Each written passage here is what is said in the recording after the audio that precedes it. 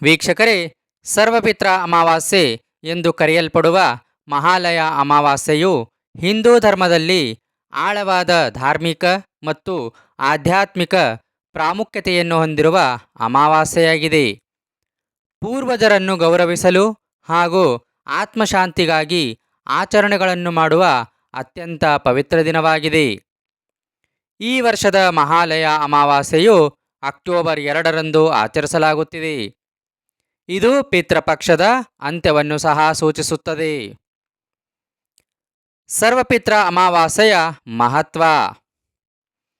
ಈ ದಿನದಂದು ನಡೆಸುವ ಆಚರಣೆಗಳಲ್ಲಿ ಪೂರ್ವಜರಿಂದ ಆಶೀರ್ವಾದ ಪಡೆಯಲು ಪೂಜೆಗಳು, ಪಿಂಡದಾನ ಮತ್ತು ಪಿತೃ ತರ್ಪಣಗಳನ್ನು ಸಹ ಸೇರಿವೆ. ಜನರು ತಮ್ಮ ಮನೆಗೆ ಬ್ರಾಹ್ಮಣರನ್ನು ಆಹ್ವಾನಿಸಿ ಅವರಿಗೆ ಆಹಾರ, ಬಟ್ಟೆ ಮತ್ತು ಕಾಣಿಕೆಗಳನ್ನು ಪೂರ್ವಜರ ಹೆಸರಿನಲ್ಲಿ ನೀಡುತ್ತಾರೆ. ಈ ದಿನದಂದು ಶ್ರಾದ್ದವನ್ನು ಮಾಡುವುದರಿಂದ ಎಲ್ಲ ಪೂರ್ವಜರ ಆತ್ಮಗಳು ಸಹ ಶಾಂತಿಯುತವಾಗುತ್ತವೆ. ಇದರೊಂದಿಗೆ ಯಾರ ಮರಣ ದಿನಾಂಕ, ತಿಥಿ ತಿಳಿದಿಲ್ಲವೋ ಅಥವಾ ಅಪಘಾತ, ನೈಸರ್ಗಿಕ ವಿಕೋಪ ಮುಂತಾದವುಗಳಲ್ಲಿ ಮರಣ ಹೊಂದಿದ ಪೂರ್ವಜರ ಶ್ರಾದ್ದವನ್ನು ಸಹ ಈ ದಿನ ಮಾಡಲಾಗುತ್ತದೆ.